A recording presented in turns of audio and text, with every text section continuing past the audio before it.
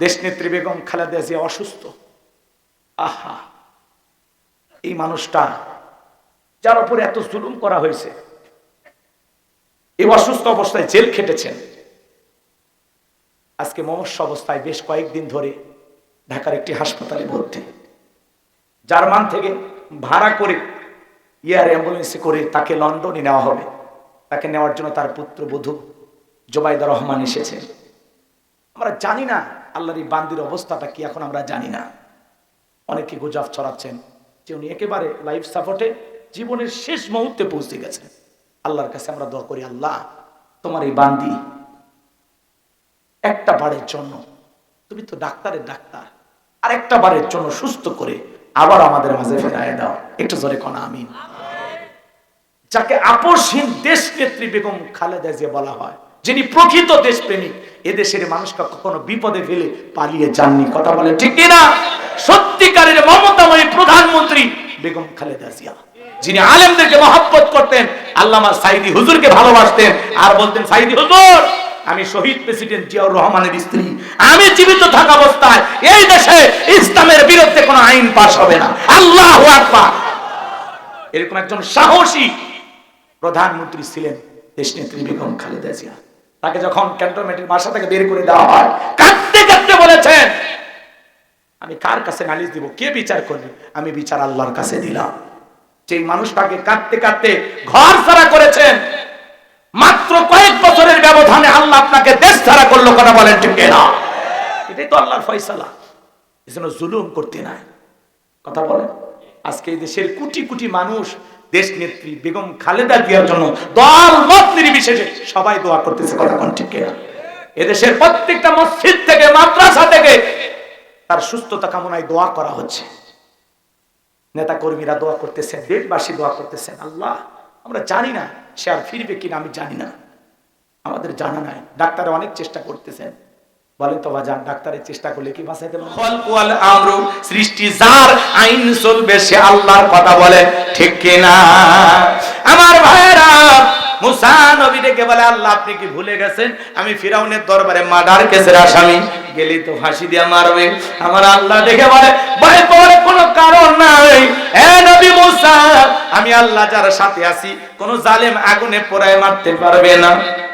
কথা কন। আগুনে পোড়ায়া মারতে পারবে না, পানিতে ডুবাইয়া মারতে পারবে না। আল্লাহু আকবার কোন।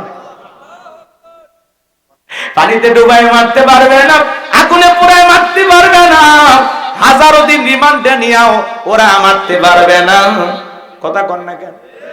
হাজারো নির্যাতন জুলুম করার পরেও ওরা মুমিনের মুখের হাসি কেড়ে নিতে পারবে না। বলুন আল্লাহু আকবার।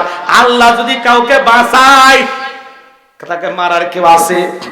এই যে ভারতের একটা ঘটনা ঘটছে বাজান, ফজরের আজানের আগে একটা গাড়ি দুর্ঘটনা করে পুকুরের মধ্যে পড়ে গেছে। আর মুয়াজ্জিম সাহেব আজান দেওয়ার আগে মাইক এলান জারি করলেন, কে কোথায় আছেন ভাই, পুকুরের মধ্যে একটা গাড়ি নেমে পড়ছে, তাড়াতাড়ি করে আপনারা বাঁচান। মুয়াজ্জিমের আজানের আগে মুয়াজ্জিম মাইক দিয়ে যখন এলান দিয়েছেন বাজান, চতুর্দিক দিয়ে মানুষজন আসছেন। আরে মুয়াজ্জিম নিজেও পানিতে নাইমা সুন্দর করে ওই গাড়িটার থেকে 7 জন মানুষকে নিরাপদে আল্লাহ তাআলা বাঁচিয়ে দিয়েছেন। বলেন আল্লাহু আকবার। তাহলে মসজিদের মাইকে মানুষ, আল্লাহর এক গোলাম মুয়াজ্জিম বলেছেন যে ভাই একটা গাড়ি দুর্ঘটনায় পুকুরে পড়ছে, আপনারা আসেন। তারা কিন্তু কেউ মুসলমান ছিল না। যারা গাড়ি দুর্ঘটনায় এই আহত হয়ে পানির ভিতরে পড়ে গেছেন 7 জনই ছিলেন অমুসলিম হিন্দু। কথা কন।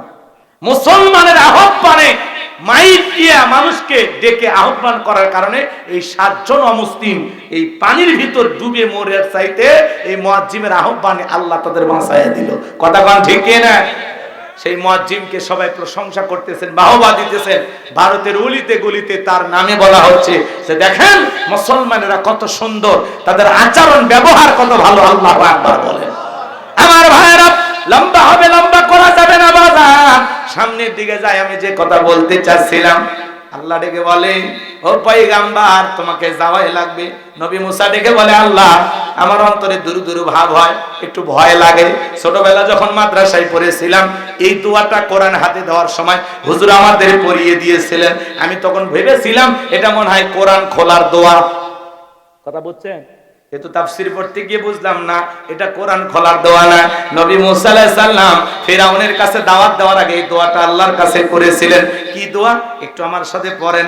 আমার আল্লাহ রাব্বুল আলামিন বলেন, নবী মুসা তখন দোয়া করলেন, ক্বালা রাব্বিশরাহ লি সাদরি ওয়া ইয়াসসির লি আমরি ওয়াহলুল উকদাতাম মিন লিসানি ইয়াফকাহু কওলি ওয়াজআলনি ওয়াজিরাম মিন আহলি হারুন আখি।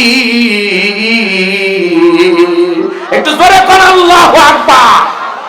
নবী মুসা আল্লাহর কাছে দোয়া করে বলেন, হে আমাদের রব, আমার বক্ষকে প্রশস্ত করে দাও, আমার কাজকে সহজ করে দাও, জিহ্বার জড়তাকে দূর করে দাও, যাতে মানুষ সহজে আমার কথা বুঝতে পারে।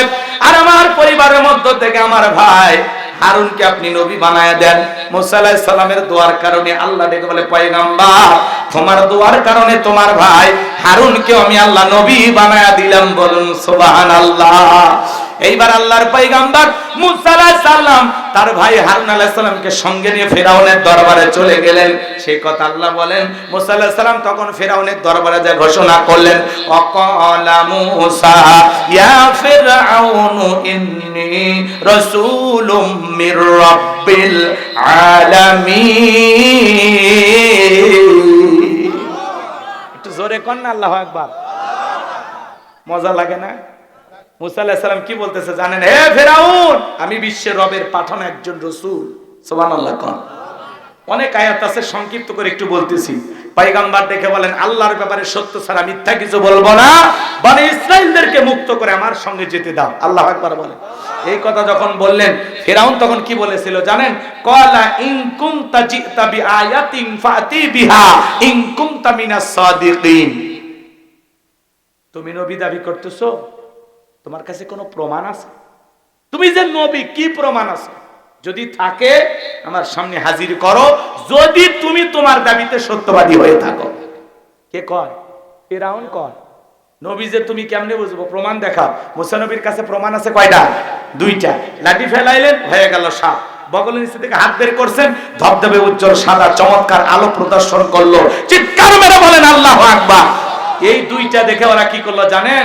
ওরা তখন বলে, ক্বালাল মালাউ মিন কওমি ফিরআউনা ইন্না হাযা লাসাহিরুন আলীম। ফিরআউনের এমপি মন্ত্রী ডেকে বলে, এই ছেলেটা হলো মস্ত বড় জাদুকর, দক্ষ জাদুকর, পাকাপোক্ত জাদুকর। কথা কি বুঝছেন? নবী দেখাইলো কি ভাই? মুজিজা। বলেন নাম কি? এ বাজান, এই চাচা চাচা, আরে 10টা মিনিট বসেন না, কষ্ট হচ্ছে আপনাদের? লিল্লাহি তাকবীর। আপনারা চান না ফিনিশিং দিতে? শেষে গেলে মজা আছে। শোনেন বাজান, কষ্ট দেব না আপনাদের,